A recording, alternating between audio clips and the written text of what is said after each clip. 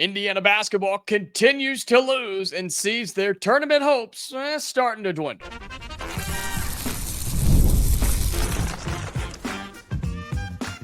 You are Locked On Hoosiers, your daily podcast on the Indiana Hoosiers. Part of the Locked On Podcast Network, your team every day. Welcome into this, the Locked On Hoosiers podcast. I'm your man, Jacob Goins. I appreciate you being here, making this your first listen or your first watch every single day. We are part of the Locked On Podcast Network, which is your team every day. Today's episode of Locked On Hoosiers is brought to you by FanDuel. Right now, new FanDuel customers can get $150 in bonus bets if your first $5 bet wins. Well, thank you so much for being here, making this your go-to spot for all things Indiana athletics. Later on in the episode, we're going to have the latest buzz in the Indiana coaching search. We know the Brad Stevens stuff, some more names, some more reactions, and the rumor mill going crazy. So more on that later on. Plus, we'll recap what the heck happened on Friday night to Indiana after you get an upset win over Michigan State in the midweek, and you follow it up with a loss at home to UCLA. And all of that gets us to the starting conversation today. Can Indiana still make the NCAA tournament? Is this a tournament team that Mike Woodson has in his now final season at Indiana? Easy answer, I don't think so. I really, really don't. Because look at what this team has done up to this point. And even a bigger issue, you could argue, is what we have coming up left. Let's start with what we've done. Okay, this Indiana team right now, as we speak on this Monday, you start looking at the net rankings, you start looking at the numbers, and they're not very good, okay? We are hanging around, bouncing in and out of the 50s and the 60s. We've dipped in the 70s at times, but right now, as we speak, 57th in the net rankings, 15-11 overall. We're 3-5 on the road, just going across right here for you. 1-2 on neutral site games, right down in that early season tournament where we looked horrible. Quad one games. Here's the one that everybody cares about. It's the term you hear all the time. It's because the NCAA Tournament Committee uses this record when seeding and putting teams into the NCAA tournament. In quad one games, which is top 30 when you are top 30 at home, top 50 neutral site, top 75 on the road, okay, in terms of their net ranking and depending on where you play. Indiana is 2-11 in quad one games. You heard that right. 2 wins and 11 losses. The volume's been there. The volume has been there for this team. You had every opportunity to get some big time wins and boost your tournament resume. 11 losses in quad one games is unacceptable. And what's crazy is the NCAA Tournament Committee in the most recent years historically, they don't even really care about how many losses you have in the quad one. They just want to see that you have wins, because what that tells them is that you've beaten tournament teams, that you have competed with teams who are likely to be in the NCAA tournament, or at least good enough to be in the NCAA tournament. So they want to see that you've beaten some of those teams. We just haven't. You've gotten 2 wins all season long, and you've got 11 losses. That's not good enough to get into the tournament. Good news is you don't technically have a bad loss, right? You don't have any quad 2, quad 3, quad 4s, which really hurts you in terms of your seed line, and whether you're on that bubble or not, that really hurts you. But we are a bubble team, and we had another chance on this past Friday night against UCLA, and you couldn't get it done. More on that coming up in just a little bit when we recap that game. But you've had your chances and you've blown it. You've blown it. And you just start looking at some of these games. UCLA, you lose by 4. Michigan, you lose by 3. Wisconsin, right? You were kind of in it, not really. The score doesn't tell the whole story. Purdue, you lose by 5. Maryland, you lose by 1. You go on the road and lose to a mediocre Northwestern team. I'm not going to include that in my number here, but that's at least 5 losses that I count that were very, very winnable games. 5. So let's say in those 5, you win 4 of them. You win 4 of those 5 that I said you had a good chance to win, that you had every chance to win. Okay, now instead of 2-11, you have 6 quad 1 wins. 6 quad 1 wins. That's a great number. In terms of who's around you in the net rankings right now, nobody even comes close to that. It's Oklahoma who sits at 52nd with 4. You have San Diego State with 4, Nebraska with 5. I mean, nobody has that type of wins until you start getting up into the Oregons of the world, the Mississippi States, UCLA, right? How big of a win was that? Illinois, Kentucky. Now you're starting to talk about top 15, top 20 teams in the country. I say all of that to say that Indiana has not proven to be an NCAA tournament team. Do you agree? Because I made this statement at the start of the season, and I still think it's true here in the middle of February. I think we're tournament talented. I think we are a good enough talented team to be in the NCAA tournament. I think that was the case from the start of the year. I said that to start the year, given what we brought back, right? Your limited high school recruiting class, but the number one portal class in the country. We are talented enough to be in the tournament, but we're not a good enough team. And I'm telling you right now, it's going to take a miracle to make the tournament because even though you've had plenty of chances, you've blown most of them. And the problem now is you don't have very many left. Out of your 5 games, Purdue, Penn State, Washington, Oregon, and Ohio State. As it stands right now,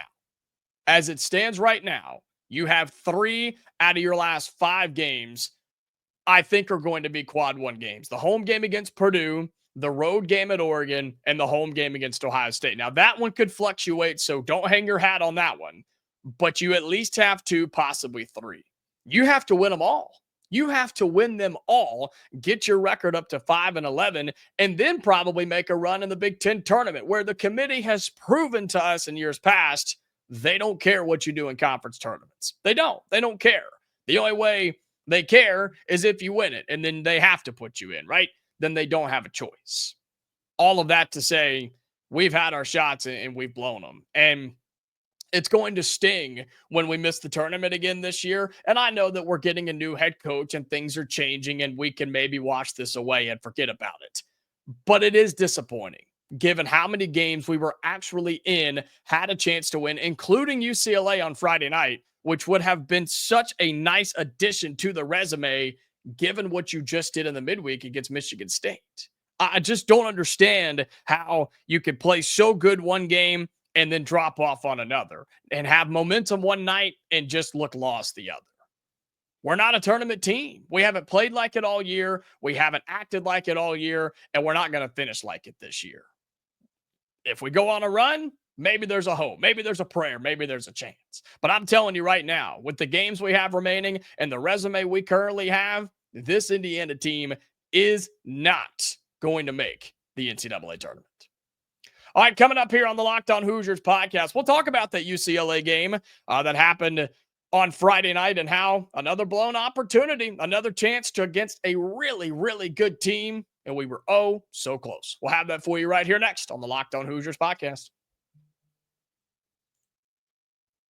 Today's episode of Locked On Hoosiers is brought to you by FanDuel. When the game tips off, the NBA action is just getting started, and there's no better place to get in on that than FanDuel, America's #1 sportsbook. With FanDuel, you can place live bets throughout the game, so even if you miss the opening tip-off or want to bet on the fourth quarter comeback, you can stay in the action. And if you're looking for a bigger payout, you can combine your live bets into a same game parlay. I love using FanDuel's live betting feature. It's the one that keeps every moment of the game exciting. Whether I'm backing my team for a late game rally or picking somebody to hit a big time 3, I never feel like I've missed my chance, right? That's what the live betting feature brings to you. Right now, new FanDuel customers can bet $150 in bonus bets if your first $5 bet wins. Just visit FanDuel.com to join today. That's FanDuel.com for your one shot at $150 in bonus bets. Make every moment more with FanDuel, the official sports betting partner of the NBA.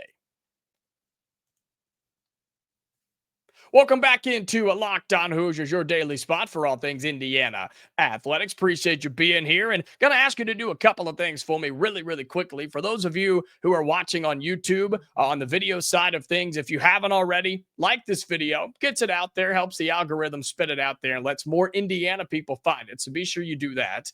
Drop your comments, your thoughts down below in the YouTube comment section.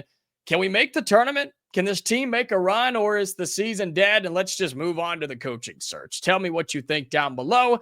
And if you haven't already, subscribe to our YouTube channel. We're making that push, okay? 5,000 subscribers is within reach. So I need your help on that. So thank you so much. If you're listening on audio, right, any of your podcasting platforms, however you listen to the show, thank you so much for doing that. Make sure you're following us over there. You've got those notifications turned on. Don't want you to miss anything that we post here on the Locked On Hoosiers podcast. Well, we talk about this team and how they have dropped opportunity after opportunity after opportunity. And one of those was on Friday night when UCLA came in here as a really good basketball team. One that I don't think people are talking about enough, because they've dropped a couple of games and they're not supposed to. But Indiana had a great chance to get back-to-back wins after an historical upset on Tuesday night against Michigan State. And you said, nah, we're good. Nah, go ahead. UCLA, we know you need yourself a win. Come on in and get it done on our home floor. And that's exactly what they did, 72-68. And look, this game got ugly in a hurry. You're down 35-25 at the half, 25 points offensively in 20 minutes of basketball. Horrific. We couldn't buy a bucket. Defense was okay. Defense was fine. Not great. Okay. And then all of a sudden, the second half was a completely different team. Indiana outscores UCLA 43-37 in that second half, but it wasn't enough, right? You had a UCLA team that shot 47% from the floor on the road. They also out-rebounded you by 3. They passed the ball extremely well. They did turn it over. That's one of the things Indiana actually didn't really do, was turn the ball over. But I'll tell you where you got beat was you kept shooting threes and you didn't make them. They made 2 more than we did, but that percentage differential was pretty brutal. And it was another game where we're in it down the stretch, had chances to make plays on both ends of the floor, and you just couldn't make it happen. And we love to blame the coaching staff, right? We love to blame Mike Woodson. We love to say, man, how could you not have them ready? How could you not have them prepared? But is it crazy that I'm starting to think, and I'm starting to change the way that I think, that maybe they just don't have it? That it factor, maybe they just don't have what they need to make winning plays. And I'm not saying that they don't have the IQ or the basketball sense or whatever like that. I'm just saying this team has proven time and time again in crunch time, more times than not, they can't get it done. But they have the ability. You literally saw it in the previous game against Michigan State. It happened in front of our eyes. In a miracle, literally. It was like seeing 2 unicorns together. It was wild. So they proved they could do it. And that's what's so mind-boggling to me, is coming off that win, your best one of the year, one of the best ones in the Mike Woodson era, literally. You also avoided being on the wrong side of history. This is how you came out and played. This was the performance you had at home after that big win. I have truly never seen anything like it. I've truly never seen a team so invested into an emotional roller coaster where it's just, you have no idea what you're going to get. You have no idea what the energy level is going to be, what the effort level is going to be, what the execution level is going to be. I mean, it is truly baffling to me to see how this team reacts and how they play. And it can be different from one half to the next. It truly is something crazy. Just some of the quick numbers here. You defensively, you did your job. You held them to 72 points. I think that's fine. You just couldn't get any buckets on the offensive end. I mean, you're missing open jumpers. You're missing layups. You're missing free throws. You're doing all the things that you can't afford to do. right? Mackenzie and Baco had 14. Luke Goody had 16. Malik Renew off the bench had 14. Thought he played a good game, aggressive with the basketball. But Umar Ballo has 9 and 5. I mean, that's fine. Anthony Leal, non-existent. Trey Galloway, non-existent. Miles Rice, non-existent. Cannon Carlisle has been non-existent.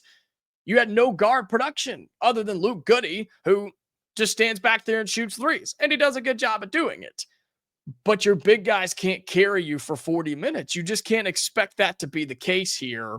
And that's exactly what happened. And at the end of the day, UCLA proved why they're going to be a really tough team to beat in the tournament. And Indiana showed again why we're getting rid of our head coach, why he's stepping down, why we haven't won very many games. Crucial turnovers, bad decision making, and just unable to execute down the stretch. And so to loop this into why I don't think we can make the tournament at this point, which is not a crazy statement to say. I'm not getting on my high horse here and just screaming it from the rooftops and acting like I'm the first one to say this. Everybody's kind of in this same boat, I feel like. But it's games like the UCLA game that just kind of prove our point, right? That just kind of solidify that statement of, yeah, they're just not there. They're not ready. They're not good enough to do it. And I'm a huge believer in a couple of things throughout the basketball season for college, right? One that runs from November to March. The team you are in November is different than the team you are in February and March. Firmly believe that, good or bad, whether you're good in November, December, and bad in February and March, whether you're bad in November, December, good in February and March, or maybe you're still just an average team, whatever the case may be, you are a different team in the beginning of the season than the end of the season. But I'm also a firm believer that midway through February, you are who you are. The team you are right now, whether it's Indiana, whether it's Gonzaga, whether it's Alabama, whether it's whoever, you are who you are, and you are not going to change. The only thing you can do from this point on is get hot and go on a big run because you just can't miss. We've seen teams do that before. We've seen teams make runs to the Final Four by doing that. But this team ain't going to do that. This team doesn't have the shooters. We don't have the scorers. We don't have the capability to run with good teams consistently anyway. You saw that on Friday night. You got everything out of them on Tuesday. Huge win against Michigan State. And then it all just came crashing down. And man, that's unfortunate. I mean, it really, really is unfortunate because I bought in. I was confident. I was like, okay, here we go. Right here, you've got a chance. You've got a little momentum. You feel you finally broke through. Everything's going your way. Now's the time. Put the pedal to the metal and let them have it. And UCLA and Mick Cronin, funny story there, right? Mick Cronin comes in and gets a win over Indiana inside of Assembly Hall, 72-68. Could that be the future head coach of the Hoosiers who just took down the Hoosiers? I don't know. You tell me. Guess we'll have to wait and see. But it was just another disappointing game, another disappointing loss where you didn't have the production. You didn't have the movement on the ball. You didn't have the defensive effort the entire game. Overall, I think you did just fine. You just couldn't make shots, man. And this team really, really struggles to do that. When Mbako's not hitting consistently, when Miles Rice is not aggressive with the basketball, and when the bigs get shut down, this team just doesn't have anywhere to go. We have nowhere to go. And the fact that, I mean, no disrespect by this, we're relying on Luke Goody to be our big time shot maker, that's an issue for me. That's a problem. He wasn't brought in to be the go-to guy outside the arc. He was brought in to hit some of those shots, but not in crunch time, not be the only one. And that's kind of what he's becoming. Thank God for him. Indiana would have much more losses on the schedule if he hadn't shown up and played as well as he has. We're just not a tournament team. We're not playing like it. We haven't played like it.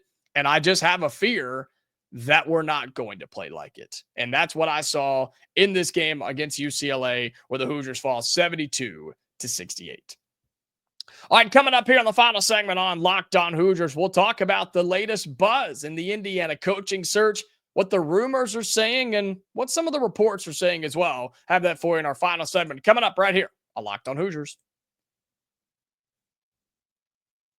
All right, final segment here on Locked On Hoosiers. Again, thank you so much for being here and making this your go-to spot for all things Indiana athletics, Indiana news, hot takes on the Hoosiers as well. And nothing hotter right now than the Indiana men's basketball coaching search, where names are flying off the handle like crazy. Everybody thinks they've got an in. Everybody thinks they're breaking the news that this guy's going to say yes. This guy said no. This guy told him to kick rocks. This guy's already in Bloomington. There's planes flying overnight. There's all sorts of crazy things happening, according to everybody. And it's really hard right now. It is. It's really hard right now to decipher exactly what's happening. And I am not going to sit here and tell you that I have all the answers, because I don't. But what I can tell you is what we know and what I think. What we know is Brad Stevens told Jeff Goodman he's not taking the job. I believe that. I think that's probably true. I think that's probably a pretty good thing to bank on, if I were you, is Brad Stevens is not in this coaching search anymore. And I do think, this is what I think, that there are still decisions to be made. And I still think there's time in this coaching search. I don't think it happens this week. Very well could. It could happen today. It could happen tomorrow. It could happen in a month. But I think there's going to be a little bit of time because, man, active coaching searches are just so difficult, especially with the season still happening, with the season still going on. And pretty much all the coaches you're going after who are active college head coaches have tournament level teams. Chris Beard or Mick Cronin or Scott Drew or Bruce Pearl, Nate Oates, and any of those names that have been thrown around out there are actively coaching pretty darn good teams. And so you have to understand that they're not just going to step away, take several phone calls, and do full-on interviews at a place like Indiana while they're still actively coaching. So I think that's why you are going to see a little bit more time on this. But I think we're starting to learn a few things. You saw what Curt Cignetti had to do, had to step out and say, look, I'm not trying to get the Vanderbilt coach here. I know that we coached at the same place at the same time. Of course, he was the basketball coach at James Madison. Cignetti was the football coach there. He came out and said, nah, I'm not trying to do that. Haven't even had the conversation with him. I've got my own team and program to worry about. And I really don't think that Indiana's going after that guy. I just want to make that clear. I think some of these other big names, Chris Beard continues to be one that a lot of fans are interested in. And I said it the other day and caught some flack for this. I just don't know if Indiana will go that route because of what he is, what his past is, how his character is. I just don't know if Indiana's willing to take that risk just yet. I think Mick Cronin would be interested. I think Scott Drew is very interested. I think there are some other big names. McCollum is in there. That's a big one that people have been talking about as well. I think there's still a lot to happen here and develop, and it's going to take some time. But in terms of where Indiana's headed, there's still a ton to be learned here. Dusty May's another one who is currently coaching, I think, one of the best teams in college basketball in the Michigan Wolverines. I think they're really good. I think they are Sweet 16 good. I really do. And I think they can make an upset and make a run in the NCAA tournament. Of course, he was asked about it. He will continue to be asked about it and will be hammered on it, right? And he's not going to give us anything that is an insight, if you will. He's not going to slip up. And even if he does, it probably doesn't mean anything because I think Dusty May is a really good coach. And I think he's focused on what he's trying to do with a top 25 team who, again, I think is Sweet 16 good. So in terms of updates, we don't have a whole lot other than what we heard from Brad Stevens, what we heard from Curt Cignetti. And I'm telling you, I think some of those lesser names that we've talked about, Vanderbilt and guys like that, just don't know if Indiana's going that route. If you start reading between the tea leaves, you'll see that certain names continue to pop up. And there's some positive connotation to some, and there's some negative connotation to some. I'm going to let you decipher that until we get more information. Until there's something concrete, all it is opinion. All it is thoughts. All it is he said, she said. That's what makes it fun. It's what makes it frustrating too. I'm just saying there's more time here. So don't be stressed. Don't be worried. And don't expect it to be within the next 24 hours. If it does, great. We'll talk about it.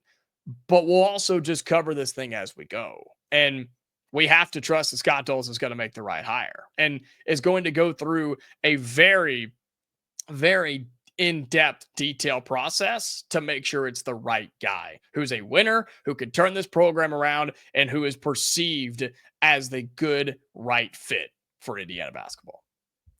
All right, that's going to do it for today's episode of Locked On Hoosiers. Thank you so much for being here again. Cannot express how much I appreciate you, how much fun we're having on this show, man. It has been an absolute blast, and we have so much more to go through over the next several weeks of the rest of the basketball season, coaching search. Hey, spring practice for football is right around the corner, and recruiting off the field is getting big as well. It's still a dead period, but we've got a ton of guys who are coming to visit. We'll talk about that later on in the week as well. So, this is where you want to be for all things Indiana. So be sure you are following us, have your notifications turned on, and subscribe to the YouTube channel, okay? We are back tomorrow, Hoosier fans. So until then, stay safe, and I'll talk to you later.